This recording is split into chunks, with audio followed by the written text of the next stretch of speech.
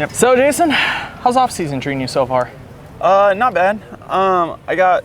After the last round at Polo, I got back surgery. Yep. And then, just been relaxing and hanging out. And then I rode for the first time yesterday and just kind of working my way into it. So I remember when I talked to you at Paul, and I didn't realize, I had heard, comment about you having to have a back procedure, and I think you mentioned to me at Paul, like, it was causing you sleep issues? Yeah, I was just so uncomfortable, just with my hip and stuff, that I wasn't really getting that good of sleep. Like, I was only, if I'm being honest, I could sleep fine, but it was just like, it was so uncomfortable that I would only be able to wake me up quite a bit. So talking about what was announced today, I'm really curious, your thoughts. I mean, the position you're at in your career, I don't mean to be a dead horse, probably best Supercross season yet, probably best outdoor season yet. We've looked at so much, but you're so consistent this year. Yeah. Like, you would be one of the perfect guys to go into this championship. You're a clutch performer. It's cool. It's money. It's our championship. But I mean, to you, you hear it on stage. Do you actually get pretty excited about it, or? Oh yeah. I mean, obviously for me, like, I enjoy it. For me, like sometimes off weekends, I'm like, kind of don't know what to do with myself. Just because we're so busy all the time. And for me, I've really gotten to the point to where there's times where you get overwhelmed and you don't want to go to the races because it's just like you're 25 rounds in through the year and you're like, another flight. But at the end of the day, you take one weekend off and you're like, what am I doing? Like, I don't, So I think it's going to be cool to keep racing, and I think it's cool that we'll be able to race, in a stadium like this. That's going to be, it's kind of iconic, And I think that, obviously making more money is cool, And I'm just excited to get the ball rolling for next year. I'm excited for this, and I'm excited to see how it plays out. That's going to be, the unknown's kind of interesting for me right now. Well, especially the sports kind of in that position, talking about what else was going on with World Supercross Championship popping up. I kind of wondered if you'd be one of the guys down the road to be interested in that, but then there's a lot of money again in this. It's another championship. Where do you weigh the excitement level between the two, the interest level between the two?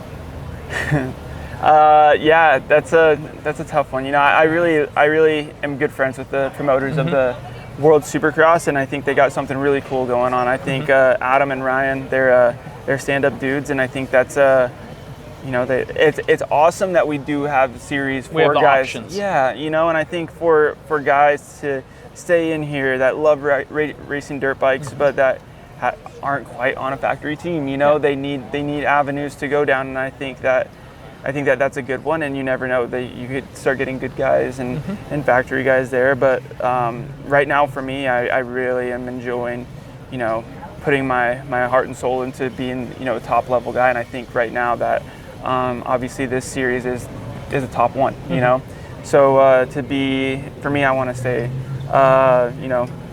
try my hardest and try and stay with Cowie as long as I can and try and be the best at racing Supercross, hopefully in the upcoming years. I got to imagine a lot of this motivates you. You mentioned a lot this year about how much more fun you're having, I think, interviewing you, seeing at the races. Like, you seem to be enjoying it so much.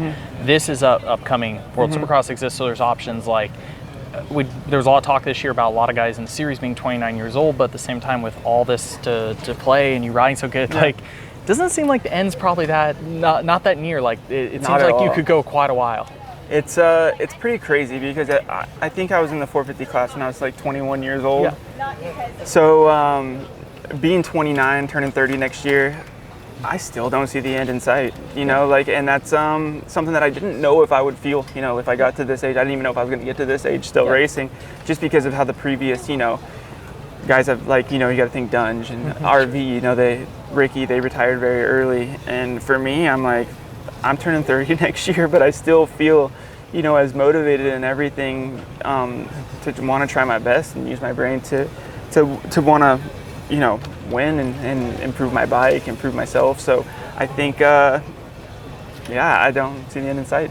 Have you learned to enjoy the whole process more? Because I hear you say that a lot when we're joking about like Brock's involvement. You talk about the two of you using your brain, working on the bike. Like, I feel like actually when I talk to you, you talk more about things away from the track involved with your racing almost than on the track. So like, are you starting to enjoy the whole process more? The process is fun to me. It really is. Like, I enjoy working with the team, at the practice track, and I always have. It's just I think as I get older, it's really cool to see me put in the work like off the track, just with my bike and myself and everything like that, and see it, work. Where before I would do everything and I was interested, but it was kind of scrambled a little bit, and then obviously, I was, younger, and I was a little bit there. I think I'm just like more mature now, I guess you could say, and I'm enjoying some of the smaller things, and it's been really fun. So talking again about the super motocross thing, so we've had, a big money race with Monster Cup in the past.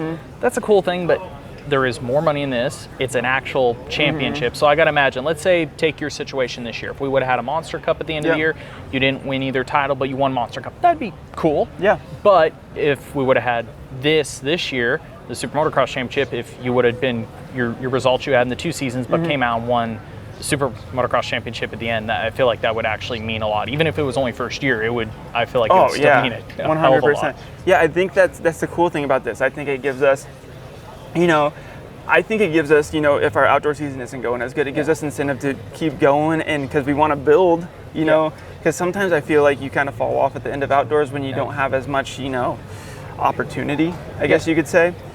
And this gives you, that little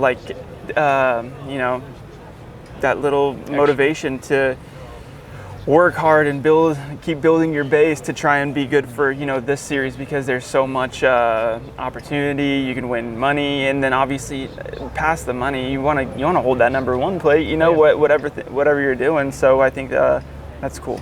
I think the venues are cool too. I mean, the Parasail here at LA Coliseum is legendary. Anybody who's grown up watching Supercross '90s, you guys haven't gone to do it, so that's going to be #1 cool.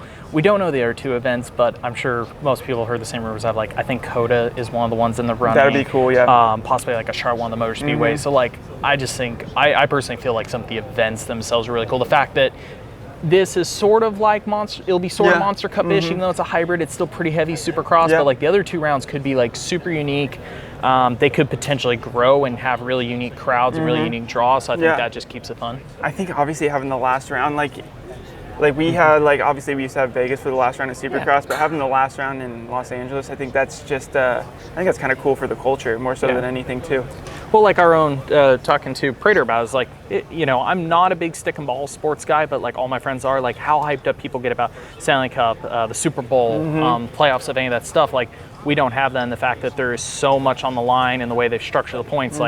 You could be 5th coming into the final round. You could still kill it here and win. I think people will be going nuts. And like I said, it's fun compared to other championships where there is a decent chance by the end of it you won't be in the running. So it's kind of hard to be excited at the last round. Well, here you could be 10th place and still win the championship and just the race itself. So there's a lot of cool things about it, and I'm just excited to see how it plays out. And then we'll see what happens the first year, and then obviously after that we'll see if it keeps going. So I think I heard right before I walked up, do you have some other news shaking? Yeah, I'm gonna be a dad in April, so that'll be really cool. I'm excited about that, and that's another step in life. That's gonna be another adventure, and I'm really excited. I am. Yeah, I always joke because one of me buddies, it's good buddies ours, Chris Kiefer, he always talks about home life. I feel like you're a pretty good example that you're part. I said it's all since you got married and stuff. I don't know.